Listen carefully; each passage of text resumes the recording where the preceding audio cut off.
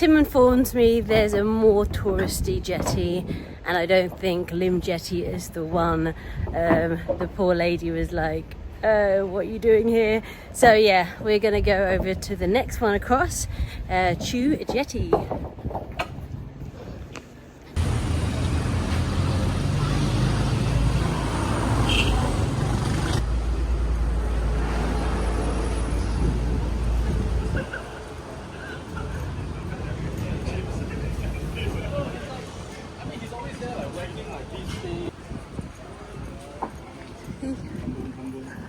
Do you have any change?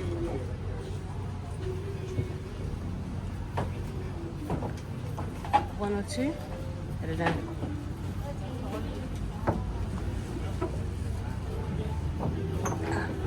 Thank you.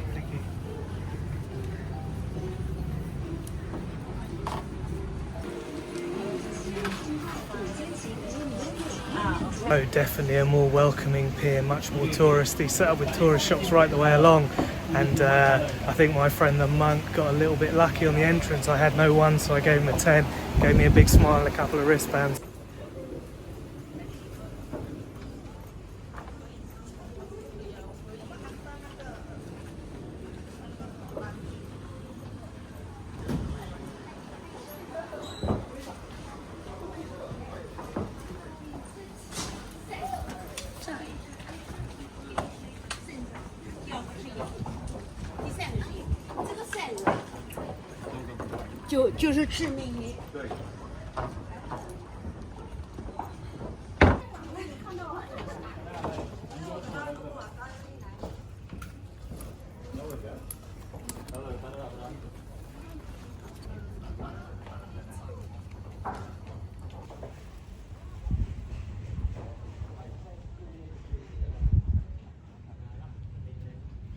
So this is definitely the busier jetty of the three. I mean, we haven't gone to the third one, but looking across, it looks like this is busy. And it's quite nice because the fisherman village in Koh Chang we went to, which is on a jetty like this, or all on stilts, was so quiet. So it's nice to have a bit of life, see the shops open, and yeah, this town is definitely an Instagrammable town. There's so many little things to see, take pictures, really quirky. Look, even there, I'm walking, and look, check this out. You just see things like this. Look, him just chilling with his belly. Love it. So nice.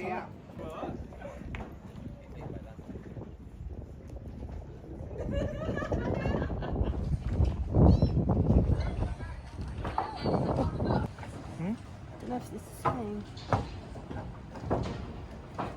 Do you do like a mango shake with crushed ice all mixed together?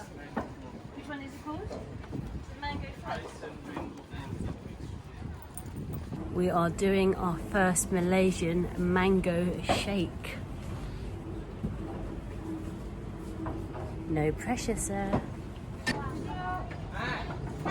Yeah, it's good. I mean, mango ice is always going to be good.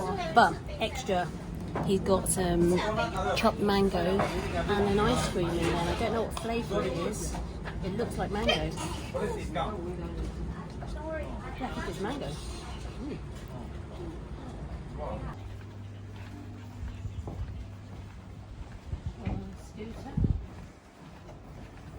And we make our way out of the pier, the labyrinth it is. No, it's not. It's a central walkway, the high street that has your shops, your restaurants and your shake sellers, along with your touristy kind of tat shops. And then off to the sides, I guess, are the little walkways that lead to the residential areas where people live, but they're kind of out of bounds. So yeah, what did you make of that? Yeah, good. But I have just seen the ultimate trip hazard. Level. Look. They do signpost them a bit here though. I bet there is, look. 1, 2, 3, 4. They've painted it though. They wouldn't have done that for you in Thailand. But here, basically, if you don't trip over the first one, you've got a second chance, a third chance, and a fourth chance. 2, 3, 4, 5, 6, 7. The ultimate champion. So behind me you can see a terrace, and that's what this low level area is kind of laid out with. They're quite uniform in terms of their outward appearance and similar in dimension, and I think this is part of the planning that comes with that colonial architecture. It's brick and it's render, and it does, like Sarah said, have a Mediterranean kind of feel with the slatted windows, and the dimensions of the buildings and materials are definitely ones that are appropriate for the climate. They're high ceilinged and they're stone built. It also has narrow streets which would have been built before cars, and so there's a one-way system in play throughout the whole of this area, so you need to know which way you're going. There has walkways alongside the terraces and tree-lined roads as well, so they provide shelter from the sun, so that's been thought about as well. There's definitely a design to this neighbourhood, and it does have a colonial feel. So yeah, I like it. It's nice. Depending on your thoughts on colonialism, maybe it did bring some structure and order, as well as sort of eradicating indigenous culture.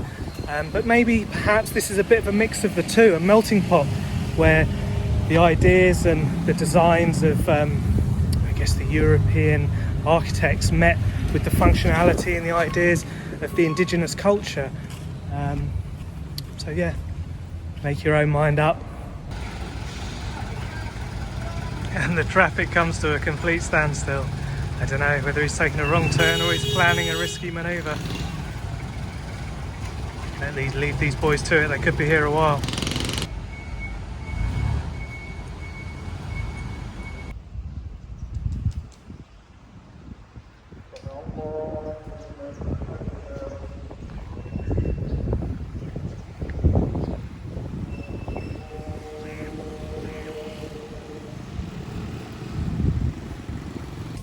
Back in the lift, it's really hot outside. I think we made it about 3 hours outside, which I think is good going. Yeah, I've got dark again. Yeah, but we've just asked Joshua, we've asked him so many questions, but we asked him, in Malaysia, do you flush the toilet tissue down the toilet? And he was like, yeah, you can, we do, but it does get blocked. So it was kind of like at your own discretion. And then we also asked, are you allowed to jaywalk? Are you allowed to cross anywhere? And he was like, obviously, be careful and don't cross when there's a car coming. But yeah, he said you won't get a fine. I think in Singapore he was saying you might do.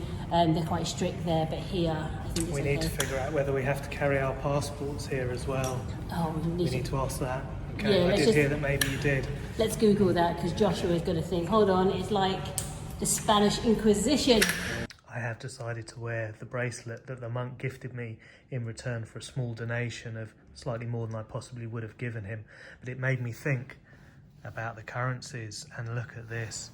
We have a 50 ringgit note, which is about £8.50, let's say, and we have a 1 ringgit note, which is about 17p. And look how similar in colour they are. They are different in size, but that would be very easy for me to confuse. Sarah just made a very sexist comment that I'm not sure I approve of about the cleaning. It's very true though. I was saying the reason why it's not spotless around this place is they're all male cleaners and their attention to detail isn't so good. That will not fly in the modern world, I'm afraid.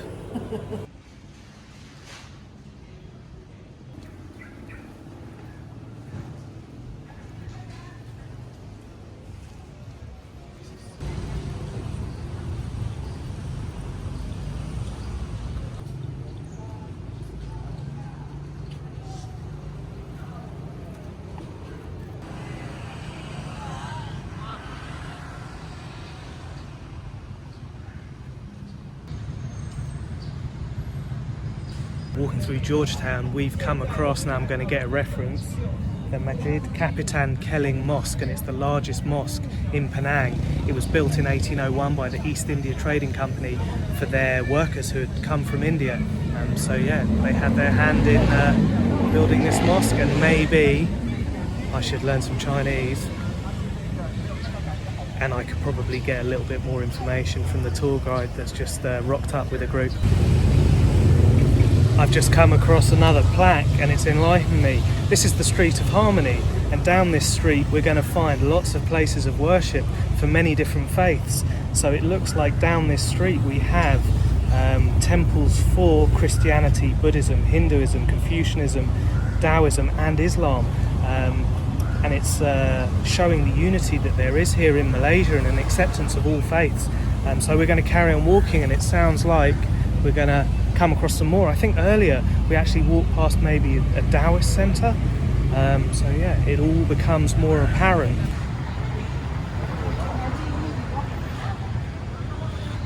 I think I'm standing on the cycle lane.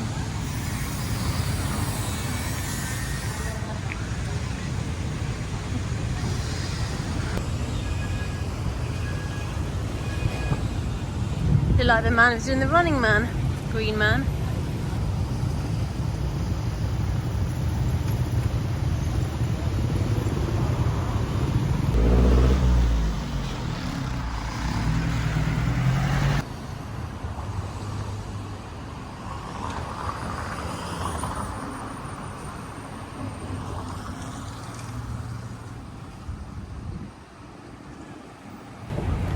And literally a few steps down the road we find a Hindu temple. I'm definitely not going to try and pronounce the name, but it was built in 1833.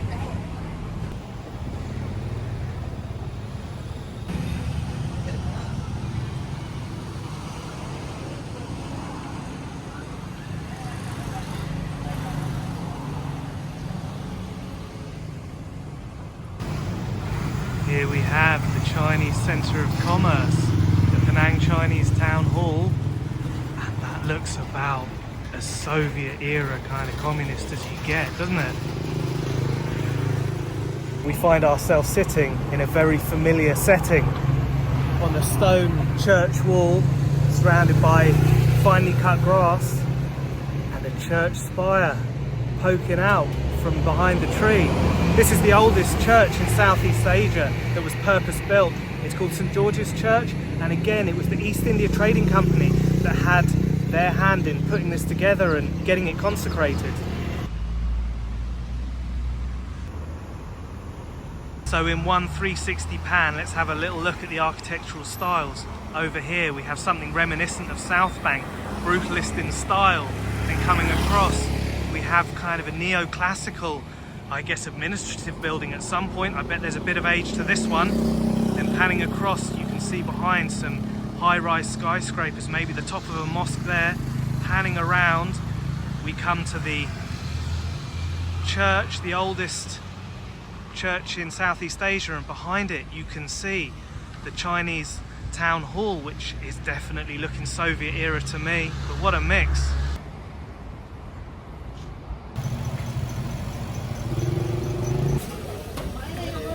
That?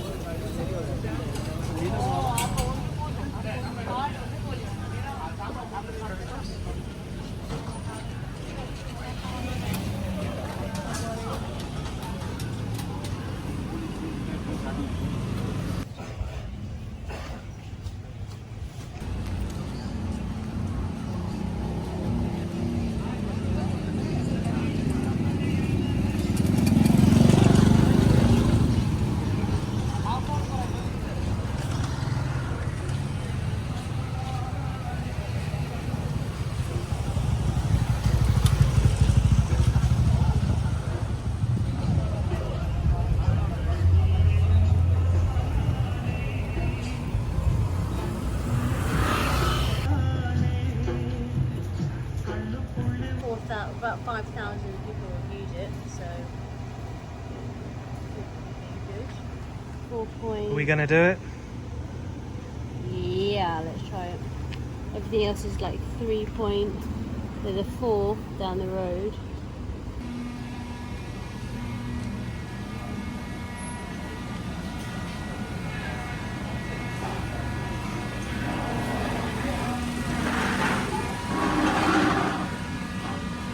Sila ambil makanan anda.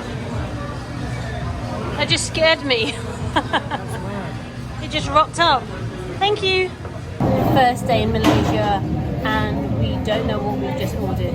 I don't know how many meals we've ordered, if I'm honest. I could be between 2 and 4. So yeah, I kind of just went with what he was saying. And we were like, yeah, okay. And then as he left, we went, I don't know what we've just ordered. They're all described as like set meals, but they don't have what's in the set meals. It just has a name, so it doesn't really correlate to a picture. So I don't know. We'll see what turns up. Maybe eating well tonight. Maybe. I was going to eat with my hand, but the rice is really hot. I like eating with my hand. We say it's tastier, but this is tandoori chicken, and it's really flavoursome, which is really hot. So maybe we have just ordered 2 meals and see if anything else turns up. I'm pretty happy with what this looks like. I mean, look how big that piece of chicken is. I think I'm going to eat some of your rice. Yeah. Well, I think I'm going to eat some of your chicken. So I've got a bit of gravy. Oh, that's a chili. That's powerful.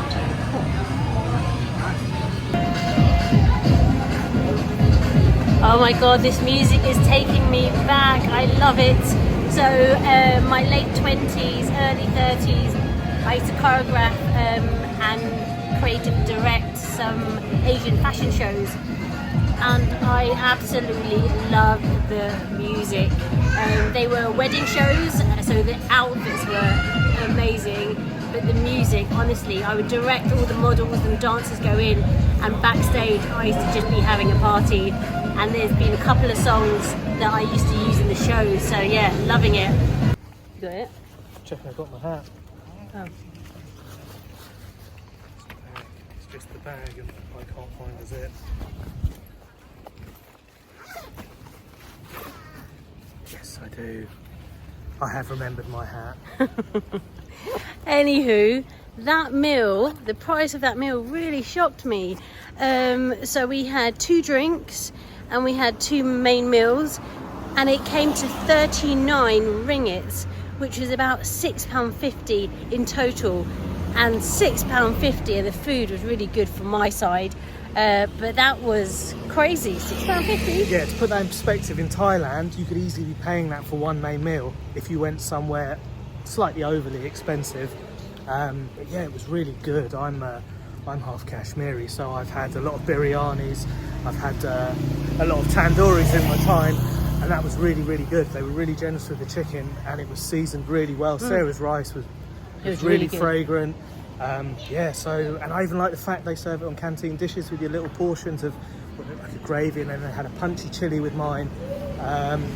What I have noticed here in Penang though is there's definitely a very different vibe in terms of like homelessness and poverty.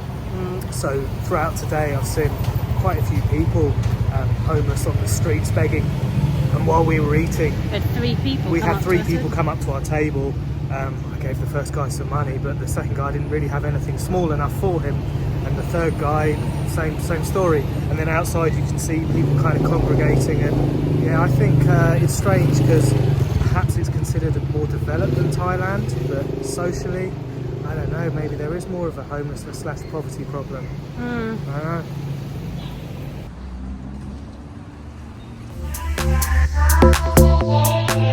know.